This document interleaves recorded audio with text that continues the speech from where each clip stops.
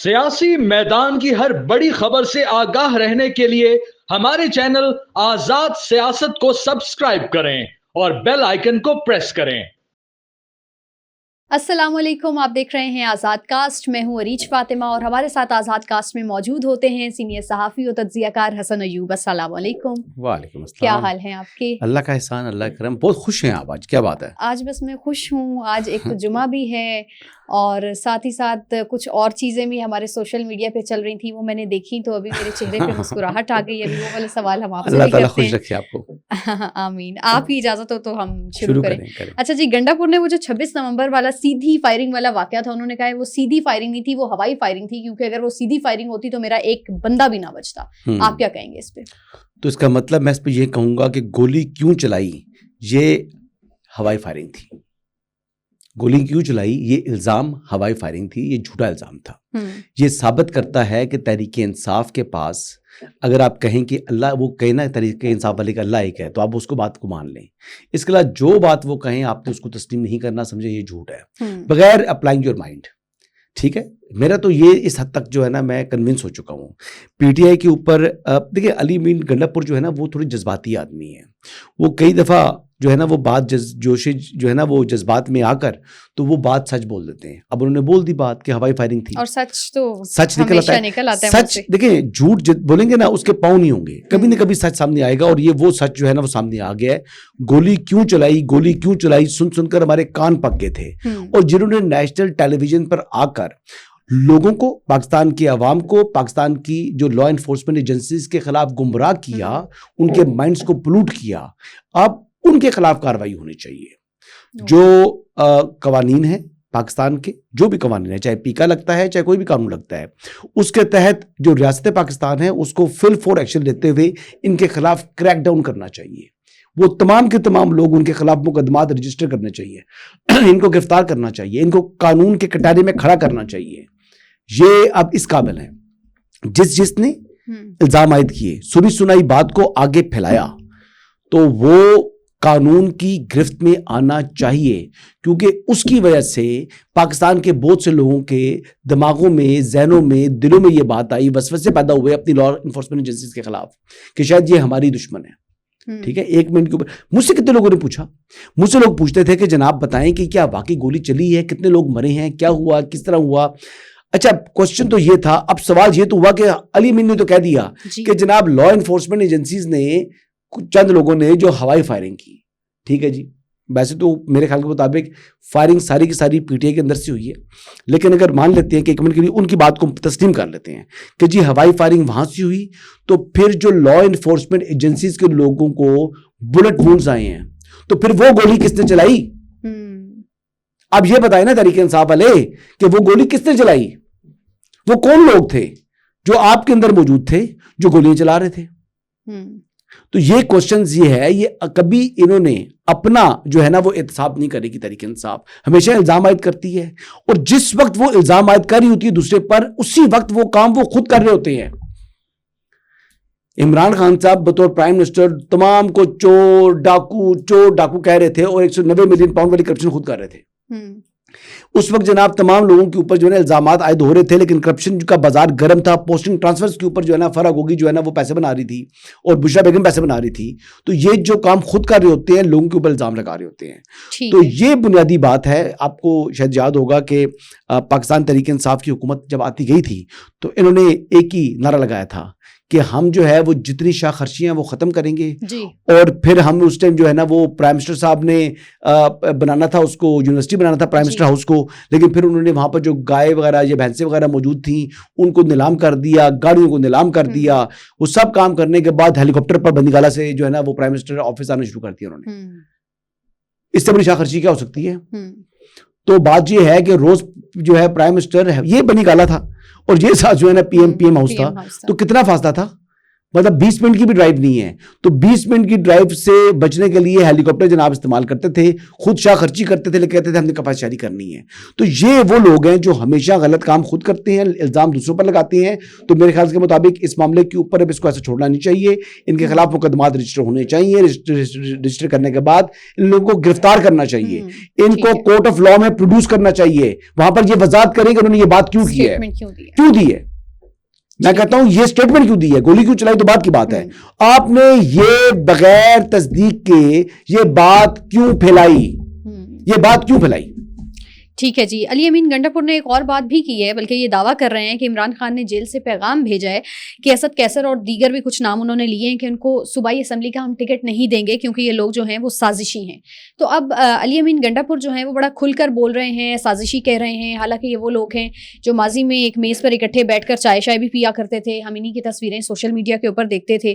तो आपको क्यों लगता है कि ऐसा क्यों हो रहा है, एक तो ये बताएं, और क्या आपसी इख्तलाफात में बहुत ज़्यादा शिद्दत आ गई है? देखिए जी, बात तो ये है ना कि एक इस टाइम एक मूव है, और मूव ये है, ख्वाहिश है, कोशिश है विद इन पीटीआई लोगों की कि हम किसी तरीके से अली अमीन को हटाकर एक अपना चीफ मिनिस्टर लें।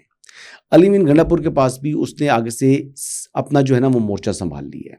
अली अमीन गंडापुर भी इस वक्त जो है वो गिव अप करते हुए दिखाई नहीं दे रहे। क्या होता है ना कि एक पार्टी के अंदर साजिश हो रही होती है, उसमें फिर एक बंदा सर तस्लीम खम कर देता है, तो ऐसी बात नहीं है।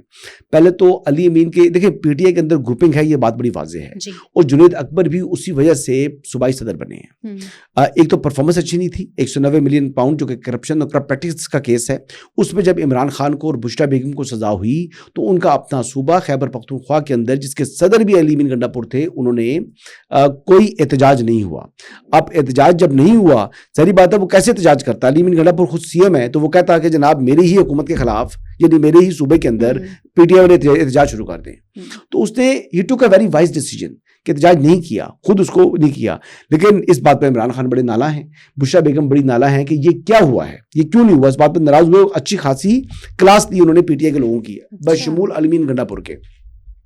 अब अली अमीन गंडापुर साहब से जब वो सदारत ले ली गई, तो वहां पर जो जुनैद अकबर साहब हैं वो चुन चुन कर अली अमीन के जो मुखालिफ धड़े के लोग हैं उनको ओहदे दे रहे हैं। जब उनके पास ओहदे आ रहे हैं तो इस बात की तकलीफ भी है, प्लस कुछ ग्रुप जो कि असद कैसर साहब या दीगर लोग हैं। अब असद कैसर की आपने देखा ना, मौलाना के साथ बहुत ज्यादा आजकल गुर्बत है। क्या गुर्बत, वजह क्या है? क्या वजह यह है कि अली अमीन गंडापुर को कमजोर करना, अली अमीन को इसको इस बात की तकलीफ होगी, तो Asad Qaiser is very much anti Ali Amin Gandapur, और अली अमीन गंडापुर भी उतने ही मुखालिफ हैं असद कैसर साहब के। इसीलिए इमरान खान साहब का वो जो बयान है वो बात दे रहे हैं कि उसको आइंदा सूबाई असेंबली का टिकट नहीं देना। तो अभी कौन सा इलेक्शन होने जा रहे हैं कि टिकट की बात आ गई है? अच्छा, आप बताएं, अभी कोई इलेक्शन है? नहीं, अभी तो इलेक्शंस नहीं है। वैसे आजकल एक जो टॉपिक बहुत ज्यादा ज़ेरे बहस है वो ये है कि क्या ये गवर्नमेंट 5 साल की मुद्दत पूरी कर सकेगी? ये वाला सवाल बहुत ज्यादा पूछा जा रहा है। क्यों? अली अमीन की नहीं, ये बाकी सारे लोग पूछ रहे हैं। वफाकी हुकूमत की बात कर रही हैं? जी जी जी। नहीं, वफाकी हुकूमत तो देखिए आज तक किसी भी प्राइम मिनिस्टर ने 5 साल पूरे नहीं किए। आज तक पाकिस्तान की तारीख में कोई एक प्राइम मिनिस्टर भी ऐसे नहीं आए जिन्होंने 5 साल पूरे किए हों, बशमूल जो जमाली साहब थे, जो कि परवेज मुशर्रफ साहब ने उनको प्राइम मिनिस्टर बनाया था। ठीक है, लेकिन इसके बावजूद वो अपनी टर्म पूरी नहीं कर सके, फिर उनको इस्तीफा देना पड़ा, और फिर 1-1.5 महीने के लिए चौधरी शुजात साहब बने थे, और फिर उसके बाद शौकत अजीज साहब प्राइम मिनिस्टर बन गए थे। नवाज शरीफ साहब ने भी टर्म पूरी नहीं की, इमरान खान ने भी टर्म पूरी नहीं की, लेकिन एक वाहिद प्राइम मिनिस्टर था जो आईनी तरीके से हटाया गया। देखिए, इस्तीफा देना एक अलग बात है, जब कोई किसी प्राइम मिनिस्टर को हटाना होता है ना, वो हटाना है किसी और थर्ड फोर्स ने हटाया, तो वो थर्ड फोर्स थी पार्लियामेंट ऑफ जो है ना वो पाकिस्तान को भी असम्बली थी, उसने वोट आउट किया इमरान खान को, वोट आउट यानी उठा के बाहर फेंका वजारत उज़्मा से। तो ये वाहिद प्राइम मिनिस्टर है जो आईनी तरीके से हटा, लेकिन उसके बाद फिर उन्होंने बाहर आकर जो है वो अमरीकी साजिश और अमरीकी गुलामी नामंजूर का नारा जो है वो लगा लिया और अपनी सियासत बचाने की कोशिश की, और अवाम के अंदर भी अमरीका के खिलाफ नफरत पैदा की, और उसी को इस्तेमाल करते हुए जो ऑलरेडी मौजूद थी उसी को इस्तेमाल करते हुए ज़्यादा जो है वो प्रोजेक्ट करके खुद मजलूम बन गए और अपना काम कर लिया। तो मेरे ख्याल के मुताबिक उस टाइम भी इमरान खान अपने बोझ से खुद गिरे थे, गवर्नेंस का लेवल बहुत पुअर था, और मुकम्मल उनका जो बैसाखियाँ थी वो इस्टेब्लिशमेंट थी। जो इस वक्त जो शहबाज शरीफ साहब हैं, इनके बारे में अगर बात की जाए तो ये बड़े ही एक तो अच्छे तरीके से परफॉर्म कर रहे हैं। इमरान खान ने मजबूत मुशत को कमज़ोर कर दिया था, और शहबाज शरीफ ने कमजोर मईशत को मजबूत कर रहे हैं। मजबूती की तरफ तो जा रही ये बड़ा फर्क है। यानी एक देखा जाए, लेकिन यहाँ पर जो हुकूमतें तब्दील होती हैं उसकी वजह जो है ना मईशत नहीं होती या गुड गवर्नेंस नहीं होती, इसके ऊपर वजूहात कुछ और होती हैं। तो इस वक्त तक मैं आपको बताऊं कि शहबाज शरीफ साहब रावी को 5 साल पूरे करते दिखाई दे रहे हैं। आज की तारीख में ये बात कर रहा हूं। इस वक्त तक कोई इशू नहीं है, कोई मसले मसाइल नहीं है। मेरे ख्याल के मुताबिक अगर जिस तरीके से अभी निज़ाम चल रहा है, जिस तरीके से गवर्नमेंट परफॉर्म कर रही है और जिस तरीके से कोहेरेंस है between military establishment and civil leadership, वो जो है वो एक मिसाली है। और इसमें 1 पेज से ज़्यादा जो है वो 1 एजेंडा है, और 1 एजेंडा ये है कि नेशन बिल्डिंग है। आपने मुल्क को तरक्की की राह के ऊपर डालना है, आपने डेवलपमेंट करनी है, आपने अवाम की जो महंगाई है उसका बोझ खत्म करना है। कल 7 रुपए यूनिट जो है वो प्राइम मिनिस्टर ने बिजली को कम किया है। पूरी दुनिया में अगर आप चेक करें ना तो बिजली की कीमतें बढ़ रही हैं। पूरी दुनिया में अगर आप चेक करें तो गैस की कीमतें बढ़ रही हैं।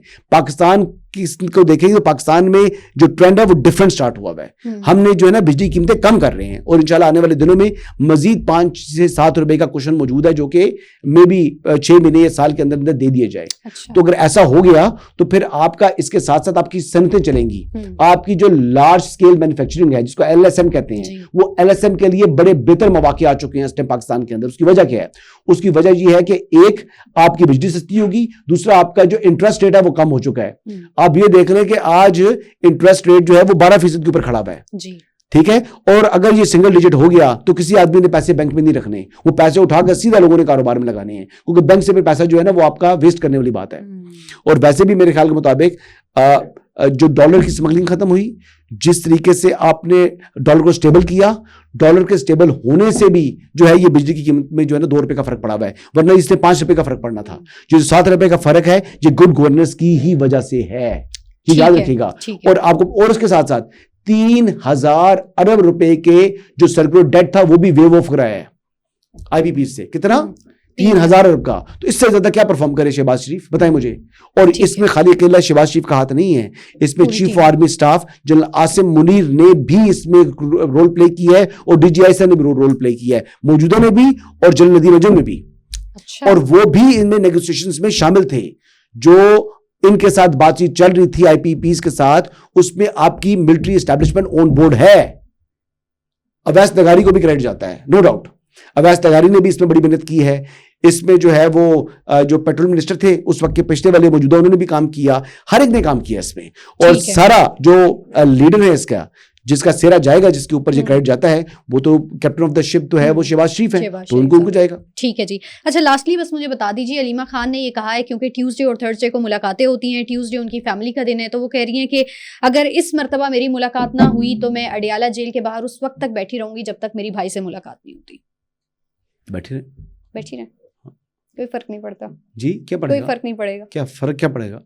कोई उनकी सुनेगा, कुछ होगा, कोई मुलाकात करवाई जाएगी। उनका राइट है धरना देने का, वो अकेले धरना दें बाहर, उनको अच्छा, अकेला देंगे जी, अकेला देंगी। चलो 4 लोगों के साथ बैठा लें अपने, ठीक है। ख्वातीन बैठ जाएं तो ख्वातीन को तो कुछ नहीं कहेंगे। अच्छा, बैठ जाए ना अलीमा खान साहब, आप बैठना आपने, और मैं चाहूंगा कि यार ये मुलाकात ना हो। अच्छा। अलीमा खान साहब फिर अपनी शिकायत करें अपने उन दोस्तों को जिनके साथ राब्ते में आजकल, जिन उनसे राब्ते में है ना, उनको शिकायत करेंगी। नहीं, अलीमा खान ताकतवर हैं, ऐसी बात नहीं है। हाँ। अलीमा खान इतनी कमजोर नहीं है। और ये स्टेटमेंट अगर दे रही हैं तो सोच समझ के दे रही हैं। नहीं, उनके राब्ते हैं, उनके राब्ते हैं तो दे दे उनको, शिकायत लगा ले उनको, और बैठ जाए बाहर, बैठ जाए। सच बताऊं तो मेरे ख्याल से कोई ना कोई रास्ता निकल आएगा। ठीक है, इनके लिए रास्ता निकल आएगा। अलीमा के लिए, अलीमा थोड़ी सी लाडली हैं। ओके। उनकी आजकल जो है ना वो उनका ख्याल रखा जाता है। अच्छा। हाँ, तो उनकी वो बात शायद मानी जाएगी। वो जो धमकी भी दे रही है ना गुस्से वाली, वो भी आपको पता है ना पीछे कोई फोर्स तो है ना, वो PTI फोर्स नहीं है। ठीक है, ठीक है, वो फोर्स और फोर्स है। ठीक हो गया। ठीक है जी, ये थी हमारी आज की पॉडकास्ट। उम्मीद है आपको पसंद आई होगी। अपनी राय का इजहार जरूर कीजिए। इजाजत दीजिए, अल्लाह हाफिज।